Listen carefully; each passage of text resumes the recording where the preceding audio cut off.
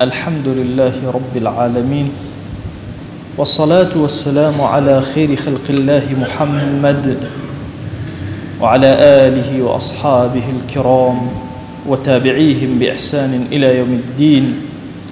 ربنا أرنا الحق حقا وارزقنا اتباعه، وأرنا الباطل باطلا وارزقنا اجتنابه. ربنا آتنا في الدنيا حسنة وفي الآخرة حسنة وقنا عذاب النار. أوصيكم عباد الله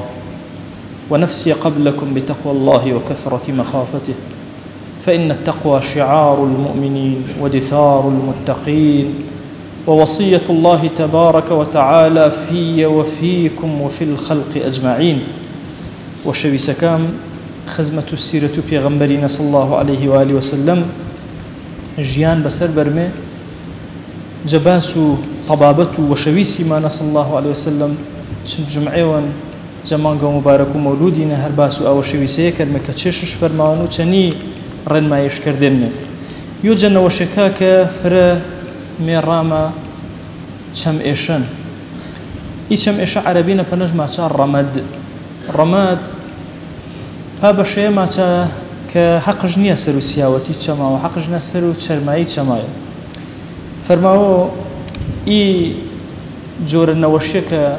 احتمال هن بلاو احتمال هن هر يك انسانك جيراش.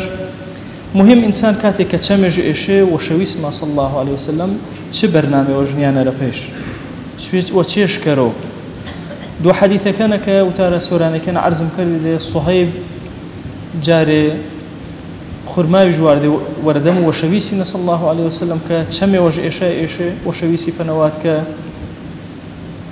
چما مشان خرماوي جواري فرماوش پالته وروش كچما كم چنجم ايشو وشوي صلى الله عليه وسلم دشكر خوا يا امام علي جاري وشا چمج ايشنو وردم وشويسي خرماوي بينه فرماوش اي علي حسشي خرماوا كري خرماوي دويتا حوتش بفردا فرماوش اتر وسيته انا چيو ما پنماسو يو پنما ماسو خرماوي خرابينه پيچم ايشي يو تريس پنما ماسو اگر نوشك اشتها خرماواش كر باچم چش بيشا تاوج خرماوا ورو باندازو بيويسي نكفره فرمايشتي وما هنا فرماو پیغمبر صلى الله عليه وسلم هر كاتيو ججنكاش اگر چمج ايشن اتر نللاش حتى خاسباو فرماو اذا رمدت عين امرأة من نسائه لم يأتها حتى تبرأ عنها.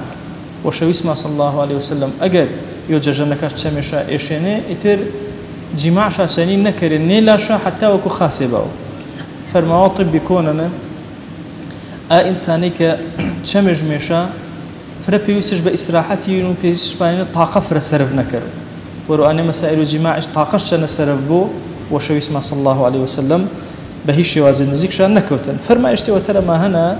عبد الله كوري مسعود رضا ورحمه خواج ونبو جارشا زينب جنج فر چمج ايشين فرماواش فنواش وشيوه كري كبيغمبري صلى الله عليه وسلم كردن انا خاصه بيتو ما الشفاي فرماواش وشويس ما صلى الله عليه واله وسلم ابي تشي كري چماش كاتي كچمج ايشن ابي تشي كري چماش ولمي سفر ما اگر او زمزم بو خاصره يا ايو باكه بيگرده بلام تشي كري بو كريو چمكه خاصره ان جاء وشويس ما صلى الله عليه وسلم دعواني فرماوي اذهب البأس رب الناس واشفي وأنت الشافي لا شفاء إلا شفاؤك شفاء لا يغادر سقما. ادعي واني في غمرجان صلى الله عليه وسلم وأقتر سردي كريت شمج كريج ما يشفاي. إمام ابن القيم فرماو إن بي قرت شمي ونية بلام هر شمي وجه حرارته توشو إي حالته يبو يا هر كسي ولا شش قرب بونو إي حالته بدروز وشم إيشنا فرماو إنبو بماي الرحمة بزي بيش إن شاء الله بماي الشفاء. يعني وشويس ما صلى الله عليه وسلم نهيش كردنا بيشم إشي شيريني وريو ونهيش كردنا وشويس ما صلى الله عليه وآله وسلم شانيك كسكا شم ناسكا بورياي ما ملجشم شني كرو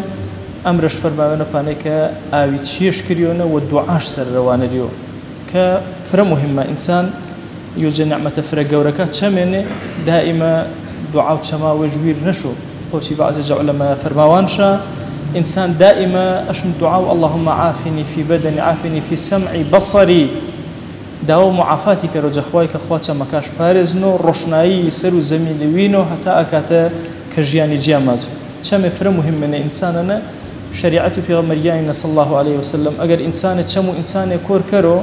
50 وشترێژم بۆ پەنە ئەگەر هەردوو چەمەکەش کۆر کەرەوە ئەشم 100 وشترێ بۆ پەنە چکە پێسانە ئینسانەکەش ناستەوە کوشتە بۆش چەمە ئەنە مهمە نعمەت و چەمە ورو أنا أشم أجداري شاكرمي وإن طبابته بيغمبري بي صلى الله عليه وآله وسلم هي بشيجة نوش داوا كرمي جزاءته باكو پروردگاري نعمته چمكا ما چن نسانو حتى لحظة وجيان منن مي سرو إن نعمته جياني آرام بنبخش وداوا جوانا كرمي برحمته بزيوش تمام نوشا مسلمانا شفابو وتمام نوشكا لا شيما أني كزانمش ومزانمش شفا ما بيكيانو وأوصيكم أيضا بالصلاة والسلام على رسول الله حيث أمر الله تبارك وتعالى في محكم تنزيله قائلا إن الله وملائكته يصلون على النبي يا أيها الذين آمنوا صلوا عليه وسلموا تسليما اللهم صل على سيدنا محمد وعلى آل سيدنا محمد وبارك على سيدنا محمد وعلى آل سيدنا محمد كما صليت وباركت على إبراهيم وعلى آل إبراهيم إنك حميد مجيد اللهم اغفر للمؤمنين والمؤمنات وللمسلمين والمسلمات ولمن أنشأ هذا المكان اللهم أعز الإسلام والمسلمين وأهلك الكفرة والملحدين اللهم انصر من نصر الدين واخذل يا رب من خذل الإسلام والمسلمين